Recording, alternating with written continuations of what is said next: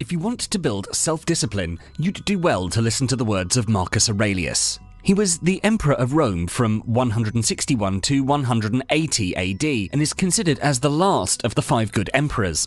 During his rule, Aurelius found the time to construct a series of autobiographical writings now known as the Meditations. In these writings, the Roman emperor offered a number of key insights on how to build self-discipline.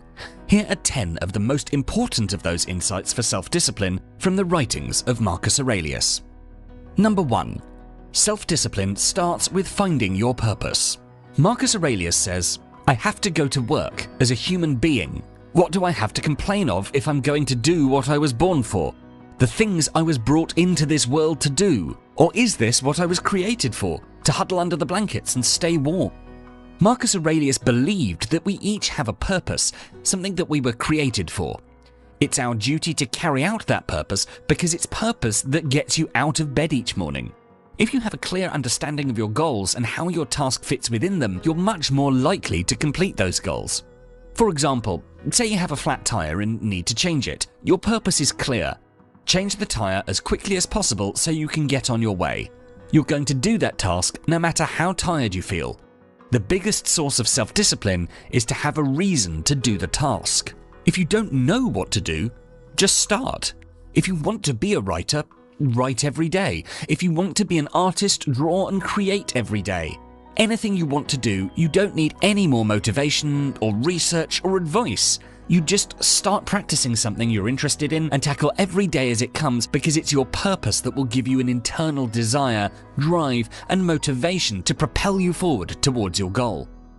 Self-discipline is about finding compelling reasons to do something, then committing yourself to see that task or activity through to the very end. Number 2. Count on yourself. According to Marcus Aurelius, you should turn your desire to stone, quench your appetites, keep your mind centered on itself. After you have a solid purpose, it's time now to build a practical plan of action to help you accomplish your goal. You shouldn't just commit to your goals, but commit to all the little actions that you'll take along the way in pursuit of those goals. We must be fully committed to doing whatever it takes to get the job done, no matter what challenges get in the way. Self-discipline is the ability to get yourself to take action, to do what you need to do regardless of your physical, mental, or emotional state. Everything you want in your life, everything you want to have, be, and do depends on your ability to get yourself to take the necessary actions to achieve your goals whether you feel like it or not. You can start with forming an effective plan of action that is comprised of a deadline for accomplishing your goal. It must also be built on the foundation of mini milestones that break your goal down into manageable chunks. Mini milestones will ensure that you're working towards your desired outcome in small pieces and time blocks. This tactic puts you in the driver's seat.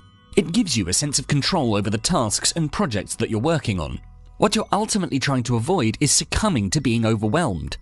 Overwhelming can quickly digress to procrastination, and procrastination can subsequently lead to stagnation. And of course, where there's stagnation, self-discipline cannot exist. Number 3. Show up every day. Marcus Aurelius says, "You must build up your life action by action, and be content if each one achieves its goal as far as possible, and no one can keep you from this." Even after having a solid purpose and a practical plan, 95% of us fail to achieve our goals. We fail because we fail to be consistent. We need to show up every day and put in the work. The simple act of showing up and immersing yourself in your craft does wonders for mental endurance. You build focus and come to terms with the arduous process that it takes to achieve anything great. You have to put in countless hours of work before you reap any of the benefits. Self-discipline is nothing more but the habit of consistency, finding the motivation to do something again and again until you do it on autopilot and start seeing results. So even if you fail once, for example, if you didn't exercise when you know you should have, this doesn't define your character. Your ability to keep going is what molds you into a disciplined and strong person. A bad day doesn't have to become a bad week. A bad week doesn't have to become a bad year. The moment you wake up, remember that new day is a new life, and move forward by opening your eyes and focusing on what's in front of you, which is life itself. Number 4. Practice voluntary hardship. In the words of Marcus Aurelius, we should discipline ourselves in small things, and from there progress to things of greater value. If you have a headache, practice not cursing. Don't curse every time you have an earache, and I'm not saying that you can't complain, only don't complain with your whole being. Voluntary hardship is one of the ways we can build our self-discipline. Voluntary hardship means constantly testing ourselves, and by making life routinely uncomfortable in some way, we're hardening ourselves for the day we need to live it for real. A voluntary hardship might be skipping a meal and going hungry for a night, having a cold shower, not smoking, sleeping on the floor, leaving your jacket at home when you know it's cold and raining out, or donating half of your clothes to charity. You could choose to go without social media for a few days or throw your smartphone in the drawer. Do it often enough, and you begin to understand what scarcity and hardship feels like, and that you can live with both if needed. Number 5. Practice dichotomy of control. Marcus Aurelius says, "You have power over your mind, not outside events. Realize this, and you will find strength." Being distressed, being bothered by small things, instantly is terrible for discipline. You have a goal, you're working, and then thoughts and distress about something external, meaning it's out of your control, derails you. The best thing you can do in these circumstances is to apply Epictetus's dichotomy of control. Reinforce to yourself what's within your control and what is out of your control.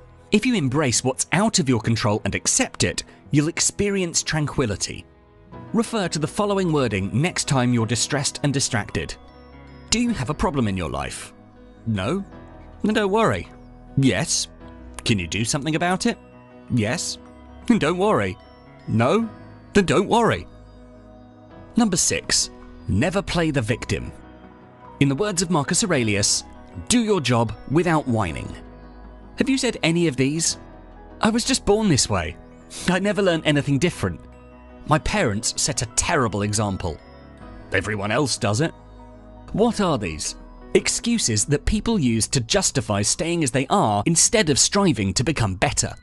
You need to assume responsibility. The "why me" mentality is an enemy to mental toughness.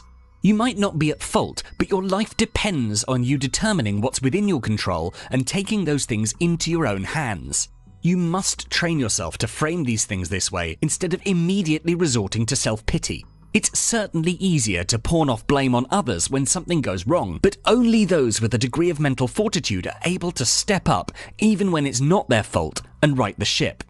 Be that person who steps in to take action, not the one who looks the other way and casts blame. When you victimize yourself or your current position, you relinquish control and absolve yourself of personal responsibility.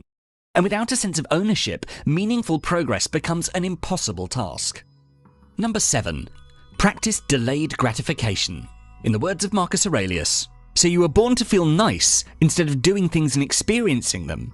Don't you see the plants, the birds, the ants and spiders and bees going about their individual tasks, putting the world in order as best they can? And you're not willing to do your job as a human being?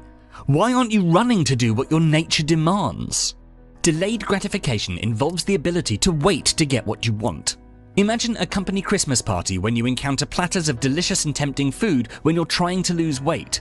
If you give in and fill up your plate with fattening goodies, it might derail your diet, but you will get to enjoy a bit of instant gratification. If you manage to resist and spend the evening eating salad and munching on carrot sticks, then you'll presumably receive an even greater reward down the line, shedding those unwanted pounds and being able to fit into your favorite pair of skinny jeans. This ability to resist temptation and stick to our goals is often referred to as self-discipline, and delaying gratification is often seen as a central part of this behavior. We put off what we want now so that we can perhaps get something else, something better, later on. Number 8. Ignore naysayers.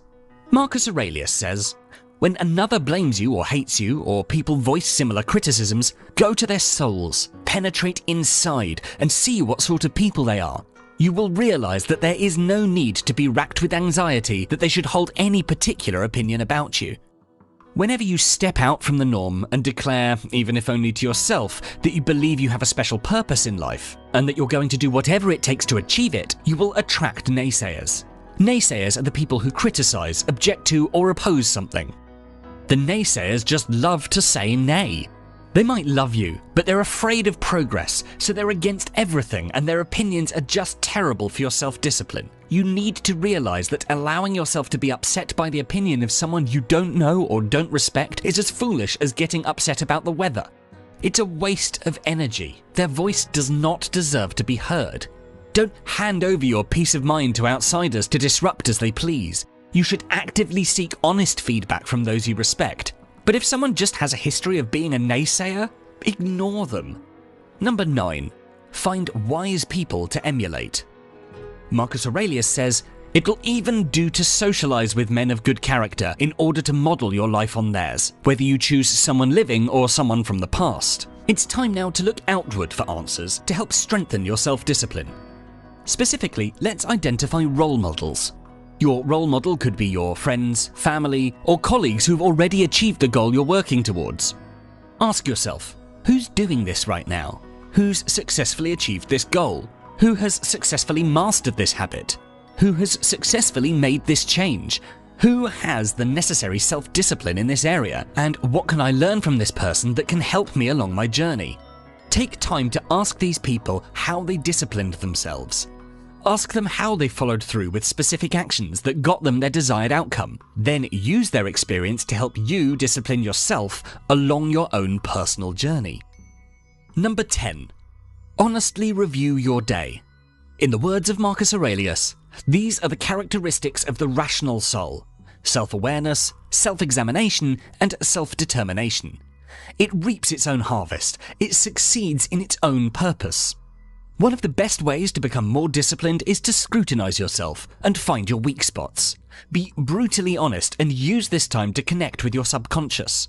Practicing evening retrospections on a consistent basis will allow you to become more self-aware through every step of your day, because you will be actively gathering information to formulate and articulate constructive answers to these questions.